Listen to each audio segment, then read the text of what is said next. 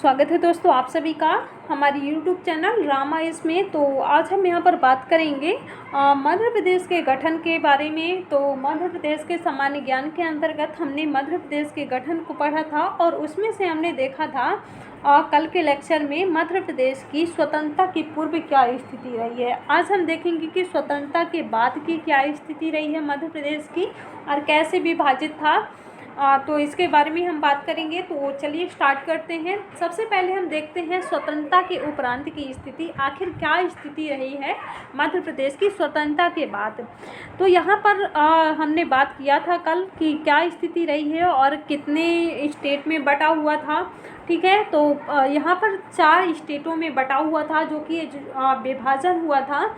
तो ये भौगोलिक आधार पर हुआ था, ना कि क्षेत्रीय आधार पर, ना कि भाषागत आधार पर। ठीक है, तो ये चीज़ यहाँ पर ज़रूर याद रखना है कि ये जो विभाजन हुआ था 4 पार्ट में डिवाइड किया गया था, तो ये भौगोलिक आधार पर किया गया था। अब इसमें से कौन कौन से पार्ट थे, इसकी राजधानी क्या हुआ करती थी, ये हमने कल देखा था। लेकिन आज हम इसको मैप के थ्रू देख लेते हैं कि कहाँ पर कौन सा पार्ट बसा हुआ था। तो अगर हम पार्ट ए की बात करें यहाँ पर, तो पार्ट ए जो यहाँ है तो यहाँ पर बसा हुआ था और पार्ट ए की जो राजधानी हुआ करती थी नागपुर हुआ करती थी। ठीक है, पार्ट ए की राजधानी क्या हुआ करती थी, नागपुर हुआ करती थी। अब पार्ट बी की बात करें तो जो पार्ट बी था तो यहाँ पर ये बसा हुआ था, पार्ट बी स्टेट यहाँ पर था। और जो पार्ट बी की राजधानी हुआ करती थी इंदौर और ग्वालियर हुआ करती थी। अब हम इंदौर और ग्वालियर की बात करें, आपके दिमाग में क्वेश्चन आ रहा होगा कि आखिर ये इंदौर और ग्वालियर दो राजधानियाँ कैसी हुआ करती थी।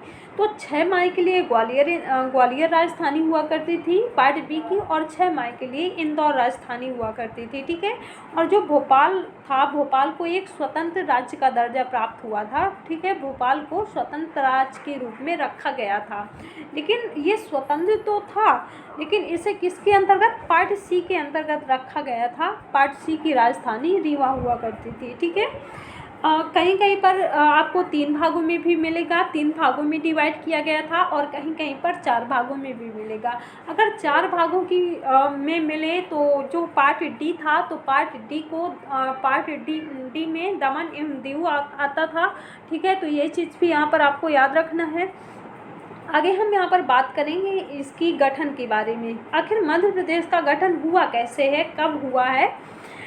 तो इसकी गठन की बात करें तो यहाँ पर स्वतंत्रता के पश्चात 1 नवंबर 1956 ईस्वी को मध्य प्रदेश का गठन होता है। ठीक है, स्वतंत्रता के बाद 1 नवंबर 1956 ईस्वी को इसके गठन के बारे में ज़रूर आपको याद रखना है। तो कब होता है, 1 नवंबर 1956 ईस्वी को मध्य प्रदेश का गठन होता है और इसकी राजधानी भोपाल को बनाया जाता है। ठीक है, मध्य प्रदेश की राजधानी भोपाल को बनाया जाता है। यहाँ पर उल्लेखनीय होता है कि भोपाल तात्कालिक समय में जब भोपाल को राजधानी के रूप में नियुक्त किया गया था, राजधानी जब बनाया गया था 1956 ईस्वी में, जब एमपी का गठन हुआ था, तो जो भोपाल था तो ये ज़िला नहीं था, एक सीहोर एक ज़िला हुआ करता था, तो इसकी ये तहसील हुआ करता था। ठीक है, भोपाल जो था उस टाइम पे ये ज़िला ना होकर के एक सीहोर ज़िले की तहसील हुआ करता था एक। फिर 1972 ईस्वी में क्या होता है, यहाँ पर 2 ज़िले भोपाल और एक राजनंद है, तो यहाँ पर 2 ज़िलों का गठन होता है। ठीक है, तो इसके बारे में भी हम आगे बात करेंगे। फिर यहाँ पर क्या होता है, 1 नवंबर 1956 ईस्वी को जिसे क्या किया गया था, मध्य प्रदेश का निर्माण हुआ था, उसमें से 8 संभाग और 43 जिले थे। ये चीज़ यहाँ पर याद रखना है। जब मध्य प्रदेश का जब एमपी का निर्माण किया गया था, जब गठन किया गया था, तो यहाँ पर अगर जिलों की और संभाग की संख्या देखी जाए तो 8 संभाग थे और 43 जिले थे। ठीक है, इस नवनिर्मित मध्य प्रदेश में जो यहाँ पर अगर हम राज्यपाल और मुख्यमंत्री की बात की जाए कि यहाँ पर जो जब गठन हुआ था तो यहाँ पर प्रथम राज्यपाल कौन बने थे और प्रथम मुख्यमंत्री कौन बने थे, ये एग्जाम में आ सकता है। ठीक है, तो यहाँ पर जो प्रथम राज्यपाल थे पट्टाभी सीतारामैया, यहाँ पर एमपी में 1956 ईस्वी में जब एमपी का गठन हुआ था तो कौन थे, पट्टाभी सीतारामैया प्रथम राज्यपाल थे, और मुख्यमंत्री रविशंकर शुक्ल ये प्रथम मुख्यमंत्री थे 1956 के टाइम पर। ठीक है, आगे बात करें हम मध्य प्रदेश के गठन के बाद की। मध्य प्रदेश के गठन के बाद क्या कहानी आखिर रही है। तो मध्य प्रदेश के गठन के बाद भी समय समय पर इसमें कई परिवर्तन होते रहे हैं, जैसे कि हम आगे देखेंगे। अब हम वहाँ पर आगे देखा था 1956 ईस्वी में जब गठन हुआ था, तो जो भोपाल था तो एक ये राजधानी के रूप में तो नियुक्त किया गया था, लेकिन ये जिला न होकर के एक तहसील हुआ करता था, जो कि सीहोर जिला था उसकी एक तहसील हुआ करता था। ठीक है, फिर यहाँ पर क्या होता है, 26 जनवरी 1972 ईस्वी में जो भोपाल है तो इसे एक ज़िले के रूप में ज़िले का योगदान मिलता है। ठीक है, ज़िले के रूप में इसका गठन किया जाता है 26 जनवरी 1972 ईस्वी में। ये चीज़ यहाँ पर जो सन है, ये चीज़ यहाँ पर आपको ज़रूर याद रखना है। अब इसमें से 26 जनवरी 1972 ईस्वी में 2 ज़िलों का निर्माण किया जाता है। अब इसमें से देखते हैं कौन कौन से आखिर 2 ज़िले थे, तो जिनमें से था भोपाल तथा राजनंद। इन दोनों ज़िलों का निर्माण कब किया जाता है, 26 जनवरी 1972 ईस्वी में। ठीक है, इसमें से यहाँ पर ज़िलों की संख्या 45 हो जाती है। जब गठन हुआ था 1956 के टाइम पे, 1956 में जब मध्य प्रदेश का गठन हुआ था तो 8 संभाग और 43 ज़िले थे। फिर 1972 ईस्वी में क्या होता है, 26 जनवरी 1972 ईस्वी में भोपाल और राजनंद गाँव का निर्माण होता है। तो यहाँ पर क्या ये दोनों ज़िले बनते हैं, तो यहाँ पर जो ज़िलों की संख्या हो जाती है 45 हो जाती है। ठीक है, अब हम यहाँ पर बात करें 1982 ईस्वी में आखिर क्या होता है। 1982 की बात करें तो 1982 ईस्वी में B.R. दवे की अध्यक्षता में एक जिला पुनर्गठन आयोग का गठन किया जाता है। ठीक है, ये चीज़ भी यहाँ पर याद रखना है। 1982 ईस्वी में किसकी अध्यक्षता के द्वारा, B.R. दवे की अध्यक्षता के द्वारा यहाँ पर क्या किया जाता है, जिला पुनर्गठन आयोग का गठन किया जाता है, जिसकी अनुशंसा पर दिग्विजय सरकार के द्वारा 10 नए जिलों का निर्माण होता है। ठीक है, किसकी सरकार के द्वारा, दिग्विजय सरकार के द्वारा।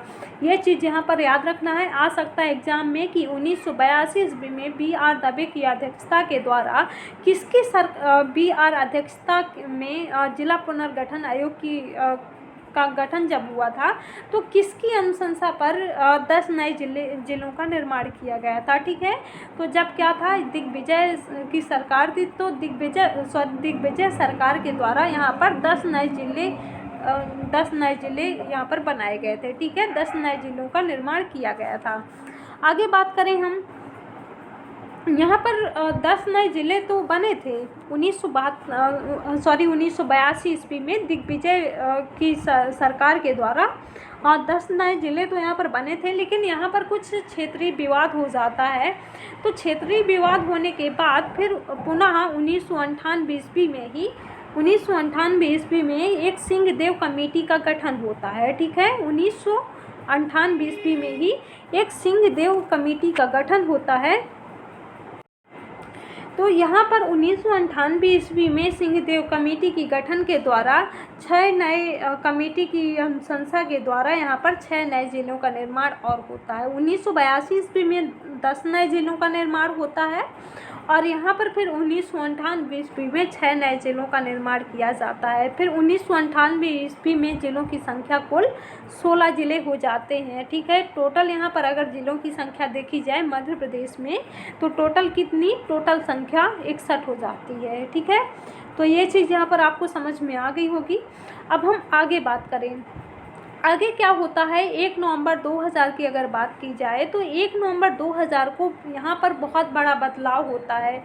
क्या होता है आखिर, 1 नवंबर 2000 को मध्य प्रदेश यहाँ पर 1 नवंबर 2000 को मध्य प्रदेश और छत्तीसगढ़ का विभाजन होता है। छत्तीसगढ़ जो है ये एक नया राज्य बनता है, 26वें राज्य के रूप में इसका निर्माण होता है। मध्य प्रदेश से अलग हुआ था और मध्य प्रदेश के 16 जिले छत्तीसगढ़ में चले जाते हैं। सन 2000 की बात यहाँ पर हो रही है। तो जब इसका गठन होता है छत्तीसगढ़ का निर्माण होता है जब 26वें राज्य के रूप में, तो 16 जो नए जिले हैं 16 जिले जो हैं ये छत्तीसगढ़ में चले जाते हैं। अब यहाँ पर मध्य प्रदेश में कुल जिलों की संख्या जो है 45 बचती है। ठीक है, कुल जिलों की संख्या 45 बचती है। आगे बात करें 15 अगस्त 2003 में क्या होता है। 15 अगस्त 2003 को 3 नए जिले गुना से अशोकनगर, खंडवा से बुरहानपुर तथा शहडोल से अनूपपुर का निर्माण होता है। ठीक है, 15 अगस्त 2003 में। तो यहाँ पर 3 और नए जिलों का निर्माण होता है। कुल मिलाकर यहाँ पर अगर जिलों की संख्या देखी जाए तो यहाँ पर 48 हो जाती है। फिर इसके बाद 17 मई 2008 को क्या होता है, 17 मई 2008 की बात की जाए तो झाबुआ से अलीराजपुर बना था जिला, तथा 24 मई 2000 को सीधी से सिंगरौली का निर्माण हुआ था। यहाँ पर 2 नए जिलों का निर्माण होता है। अब यहाँ पर 17 मई 2008 को झाबुआ से अलीराजपुर और 24 मई 2008 को सीधी से सिंगरौली का निर्माण होता है। टोटल यहाँ पर अगर जिलों की संख्या देखी जाए तो 2008 में टोटल जिलों की संख्या 50 हो जाती है। ठीक है, अब आगे बात करें 14 जून 2018 को क्या होता है। 14 जून 2018 को शहडोल संभाग तथा 25 मार्च 2015 को नर्मदापुरम संभाग का गठन होता है। यहाँ पर संभाग की बात हो रही है। 14 जून 2008 को शहडोल संभाग और 25 मार्च 2015 को कौन सा, नर्मदापुरम संभाग का गठन किया जाता है। 16 अगस्त 2013 को क्या होता है, शाजापुर से एक नए ज़िले का निर्माण होता है। अब इसमें से देखते हैं कि आखिर कौन सा ज़िला था 16 अगस्त 2013 को, तो आगर मालवा अस्तित्व में आता है। शाजापुर से एक नए ज़िले का निर्माण होता है। कौन सा ज़िला, आगर मालवा, तो इसका निर्माण होता है। इस प्रकार यहाँ पर वर्तमान में अगर जिलों की संख्या देखी जाए 52 जिले हो जाते हैं। ठीक है, तो ये चीज़ यहाँ पर आपको समझ में आ गई। और यहाँ पर संभाग की संख्या 10 संभाग हो जाते हैं। तो यहाँ पर जो संभाग की संख्या है वो कितनी हो जाती है, 10 संभाग हो जाते हैं। ठीक है, कुल कितने, 10 संभाग और 52 जिले 16 अगस्त 2013 को। अब आगे बात करें जो 11वां संभाग होगा 11वें संभाग के रूप में छिंदवाड़ा संभाग का गठन किया जाएगा। दिग्विजय सिंह सरकार द्वारा अपने शासनकाल में कुल 19 जिलों का गठन किया गया था। ये एग्ज़ाम में आ सकता है, आपको याद रखना है कि किसके सरकार के द्वारा, दिग्विजय सरकार के द्वारा कितने जिलों का गठन किया गया था, या फिर किसके सरकार के द्वारा 19 जिलों का गठन किया गया था। तो ये चीज़ यहाँ पर ज़रूर आपको याद रखना है। तो दिग्विजय सरकार के द्वारा यहाँ पर जो जिलों का गठन किया गया था, कुल 19 जिलों का गठन किया गया था। ठीक है, तो ये चीज़ यहाँ पर आज आपको समझ में आ गई। अब जो हमारा अगला चैप्टर रहेगा तो उसमें हम कौन से मुख्यमंत्री रहे हैं और प्रथम, लास्ट, इन सारी चीज़ों के बारे में हम देख लेंगे। फिर उसके बाद हम देखेंगे मध्य प्रदेश की भौगोलिक स्थिति एवं विस्तार के बारे में। ठीक है, तो आज हम यहीं पर समाप्त करते हैं। Thank you, bye bye.